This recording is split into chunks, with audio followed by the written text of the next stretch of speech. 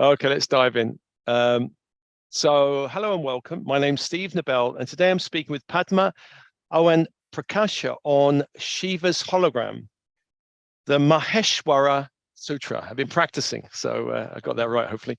So this is a key teaching on sound consciousness in the Vedic tradition given by Shiva over 2,200 years ago after his iconic dance of destruction and recreation.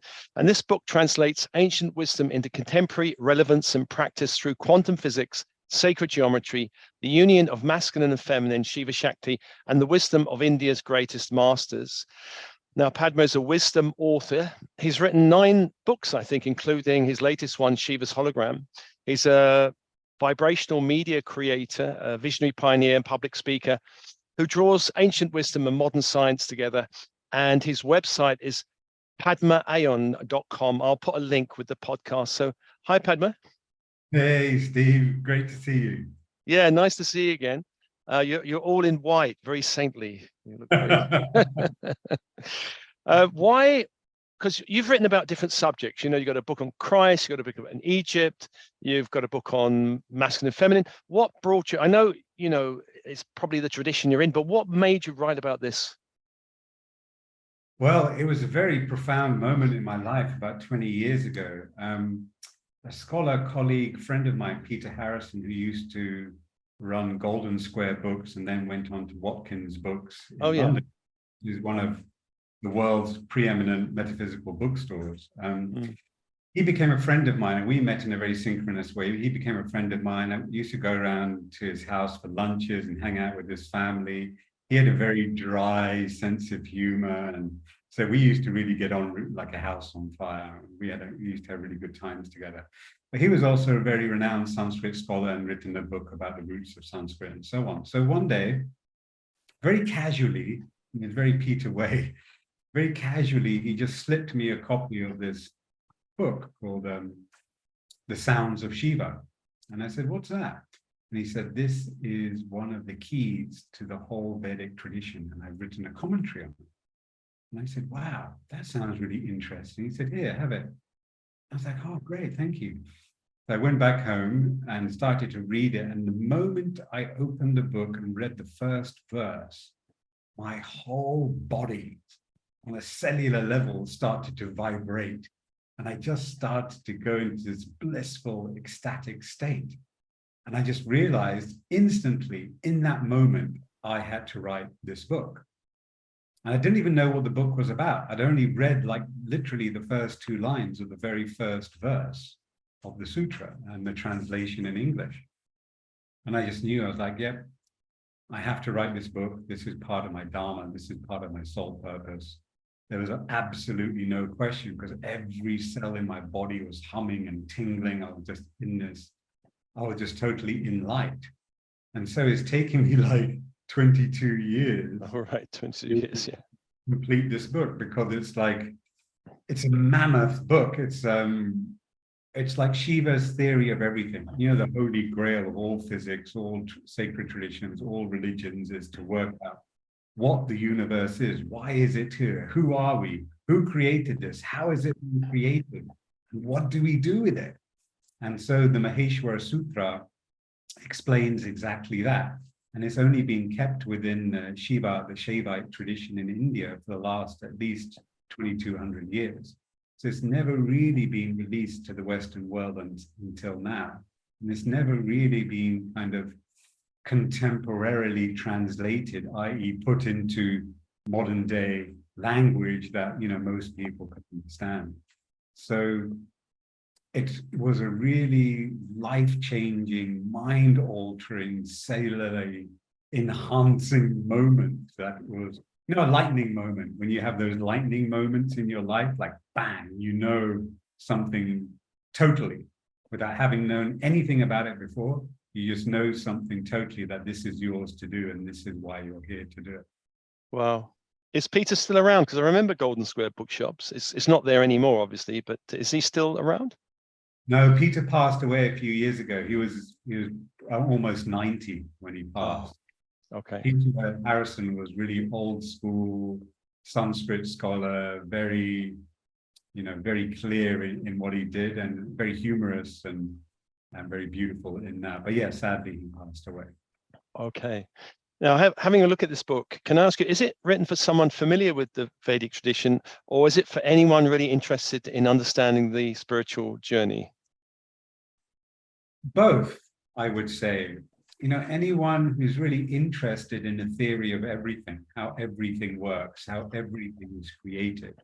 So that could be a physicist, it could be a spiritual person, it could be someone who's interested in the deeper questions of life, why we're here, how everything was created. So it's really, you don't really need to be a Vedic philosopher or a Vedic expert, you know, or an Indian expert. You just have to have an open mind, really, I would say. What about, because a number of people are interested in quantum science, and you say in the book, many scientists and spiritual leaders have called for a marriage of science and spirituality to solve the predicaments humanity finds itself in. The most scientific viewpoints taken by spiritual traditions the world over are found in the Buddhist and Vedic traditions, both of which share the language of Sanskrit to describe the quantum and invisible worlds. So is this a book really also that would appeal to people into quantum physics? Absolutely, because we can only really explain the beginnings of creation using quantum physics terminology. Once we strip away the religious stuff and we strip away the fundamentalist beliefs and any faith-based narratives, once we strip away all of that, it is all a science. I would say it's a science of consciousness, not just a science, you know, a hard science. So quantum physics is really that bridge between the mystical understanding and experience of universal consciousness and the way that we can describe and explain and express it today. Beautiful.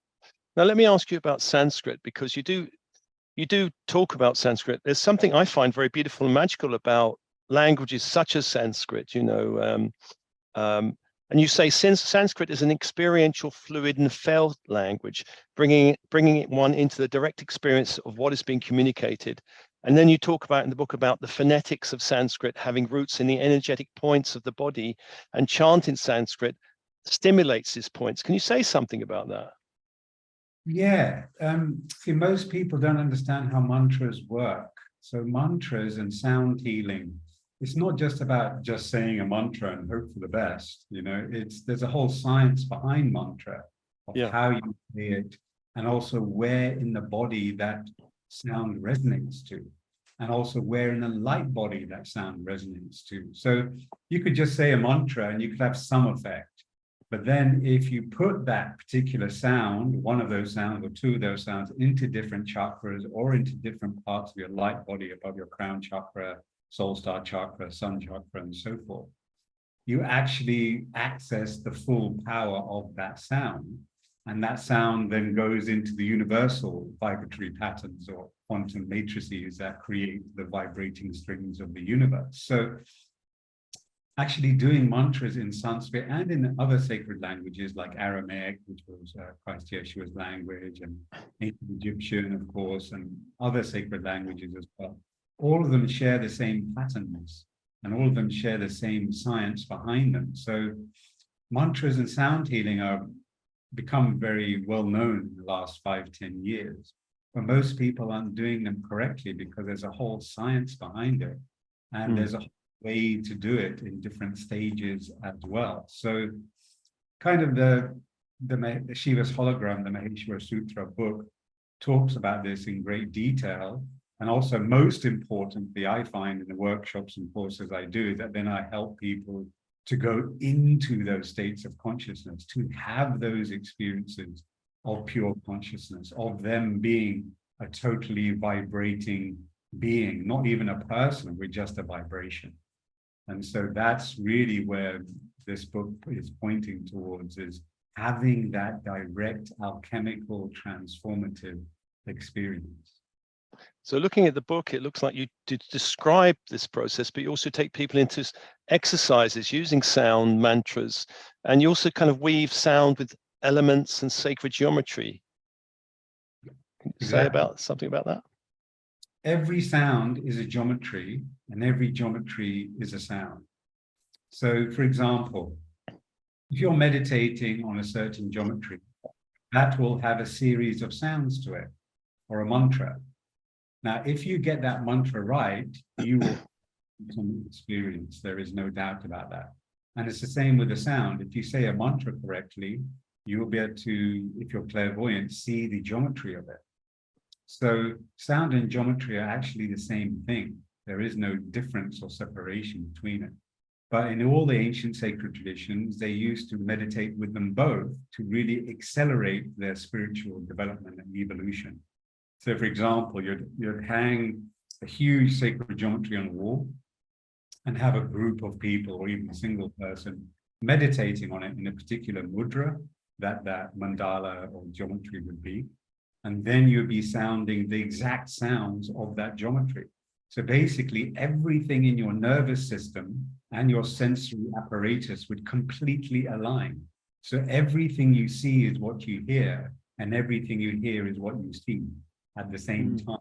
So it becomes this like synesthetic, fully immersive VR experience, you could say, you know, because you get totally absorbed, and you, as you know yourself to be, becomes that sound. You become that geometry. You totally dissolve and absorb into that series of frequencies. So that's really a very powerful way of meditating that I do share with groups as well. And it's part of Vedic Tantra and Buddhist Tantra as well. And they've been doing that for thousands of years, but it's not really generally available to the public.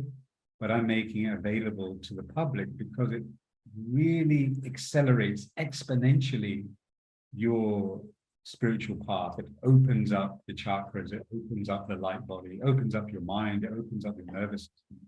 It really accelerates things, you know, 200 or 300% more than just doing a mantra by itself. So yeah, that's kind of a key part of the book as well, is how do we use this ancient wisdom to transform fast now? Is there I imagine there was also a very strong healing and purging aspect to using sound.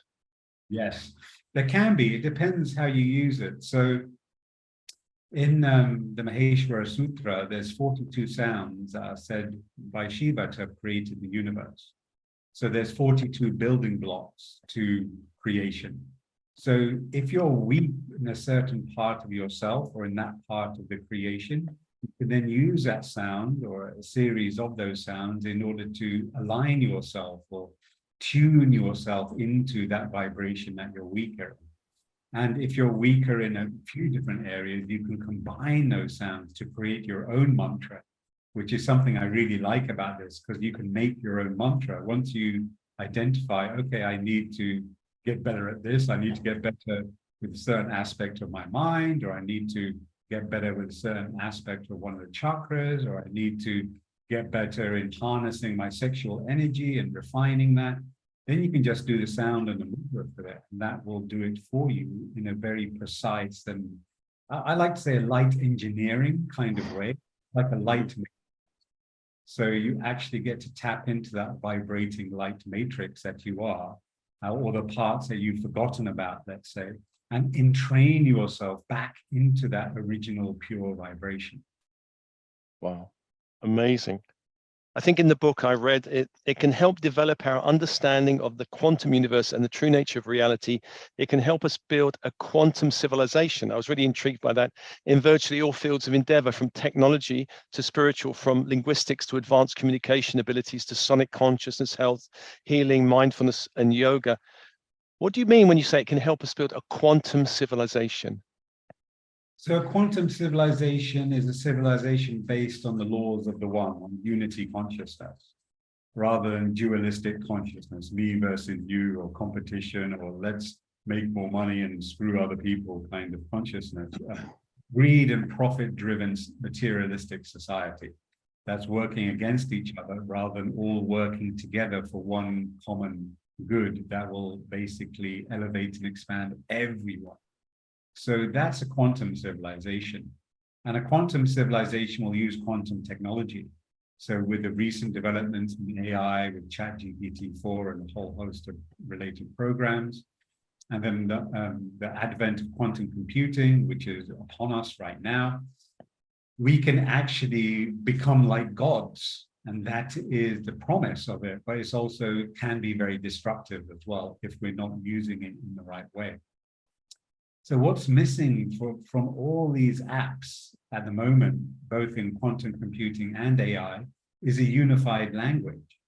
We're still using old computer coding languages, but actually NASA has very clearly stated that Sanskrit is a perfect language for AI and for this new level of quantum computing, because it has a perfect grammar, it's perfectly constructed, and it has that quality of being able to vibrate in a quantum way. So when I say a quantum way, it means that Sanskrit words aren't about objects and nouns like English is. We're pointing at objects. This is a table, this is a chair, this is you, this is me.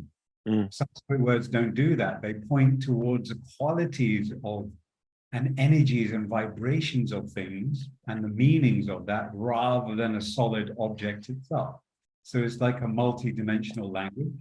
Whereas if you look at English, English is a real hodgepodge of different words with strange spellings and odd meanings and things that don't make sense. And how when you spell a word, it doesn't actually sound how you spell it. If you write it, it doesn't sound how you say it. It doesn't make sense. And the English grammar itself is also very, one could say, bastardized, as a lot of modern languages are. So it's not a very clear language, and it's a very dualistic language. It's rooted in duality. Whereas Sanskrit is rooted in a unity consciousness. It's a multi-dimensional vibratory language. And it points you and takes you into those states of consciousness, as anyone who has done Sanskrit mantras can experience for themselves. And as hundreds of millions of people are doing right now all over the world, they're using Sanskrit to change their state of consciousness, to expand their consciousness, to go deeper into peace, to go deeper into their heart, to go deeper into health and healing. So Sanskrit in itself allows, you could say, is a basis for a language for a quantum civilization, because it's rooted in that unity and multidimensionality. And because it has a very clear and what scientists say perfect and elegant grammar, i.e. it's non-ambiguous, it says what it means. It does what it says. What is written on the box is what it actually produces. Okay. So it has no ambiguity to it. Very clear in that. So NASA has said, and actually NASA has a department within it that is studying Sanskrit in order to be able to utilize it for possibly creating an AI-based language that AI would then be able to work from and compute from far faster and far more efficiently than our current computer code languages and our current human language. Wow. So that's a really kind of interesting application that could be potentially quite world-changing once they actually get it together. And so this book could be a primer for that, because each word or each sound that creates creation, each of the 42 sounds, has a very clear meaning to it, and it's non-ambiguous. So if you could put that into a computer program and then have a quantum computer and AI work on it together, then you could actually create much faster, much more efficient, and most importantly, a unity-based AI quantum computer creation, rather than a dualistic, separatistic, materialistic foundation for our new technologies. And I think this is really one of the big moral and ethical issues of our time is AI going to use us, or are we going to use it? And how is it going to change our lives? And is it going to take over? Or are we going to actually merge with it? I mean, there's so many different questions that are unknown at the moment. But the main thing is that the AI we have at the moment is rooted in duality. And so therefore, all the creations coming from it will necessarily be dualistic. So the programming language needs to change for AI and quantum computing in order for quantum civilization to come. Otherwise, we could all be in big trouble. Yeah. Let me ask you, Padma, about Shiva himself. Because you say in India, it's considered a great blessing to be under the foot of Shiva, to be annihilated by him into cosmic consciousness. This blessing was an act of total surrender and what devotees of Shiva aspired to. This being destroyed, I guess, to be recreated. Can you say something about this kind of destruction and recreation aspect of Shiva? Yeah, this is kind of one of the keys, because everyone knows Nataraja Raja, which is the dancing Shiva, who dances the dance of destruction and regeneration. So you can apply this to yourself and also to the universe. This universe will eventually dissolve and a new one will be created. And also eventually everyone will dissolve out of their sense of separation and ego and come into unity consciousness. So the dance of Shiva with his arms out where he's dancing, everyone knows that statue, that pose, that dance. But what people don't know is what comes after the dance. So actually what comes after everything has been destroyed is the regeneration, the recreation. The phoenix arises from the ashes. The resurrection occurs like it happened with Christ and with Osiris and many other masters throughout history. So that resurrection is what the Maheshwara Sutra actually details and explains very clearly, and it's also what the book is about, Shiva's Hologram book. So that resurrection comes through Shiva banging his drum and sounds coming forth from the drum. So these 42 sounds come forth from the drum and they form a new creation that is in total harmony with the divine. You could say it's a divine blueprint or the divine matrix.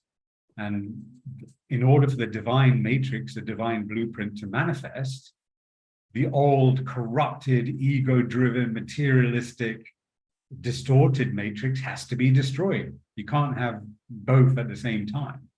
If you're going to live one, you've got to live one. You can't be living a bit of both. You've got to be living one or the other. So the divine blueprint is what Shiva creates through the 42 sounds. And each of those sounds has a series of meanings to it that are very precise, then unfold the universe and also unfold the human being. So even in the womb, when we're born, those sounds are happening within the womb, and as we're born and come out of the womb.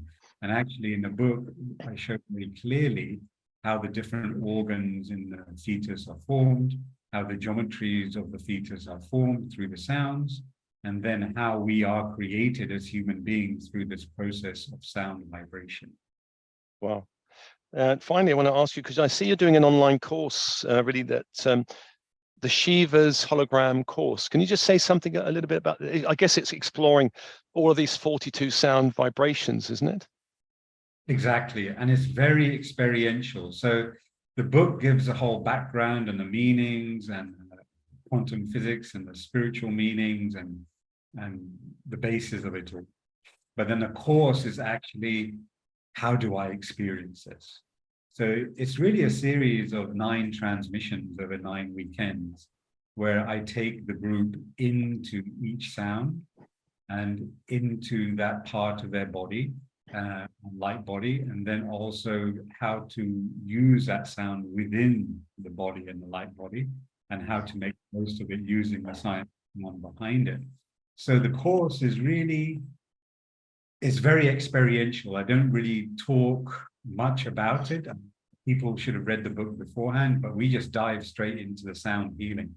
So they're very experiential sessions and they're very powerful in the sense that people very quickly shift their state of consciousness and go into expanded consciousness or go into healing states or go into stillness or various other states of consciousness, because that's the purpose of it all, is to shift our consciousness back into harmony, to shift it back into our divine blueprint and shift it back into who we truly are.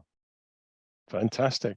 Well, Padma, thanks for chatting with me. This podcast will have links to your course and your website, and I guess they can buy the book on Amazon or your website, isn't it?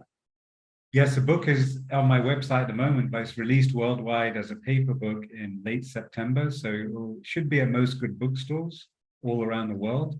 So I'm looking forward to that. And thank you, Steve, for having me on your podcast. It's always a pleasure. I got an advanced copy, which is fabulous. Well, thanks, Padma. That's wonderful. Thanks so much for speaking. Thanks, Steve. Namaste.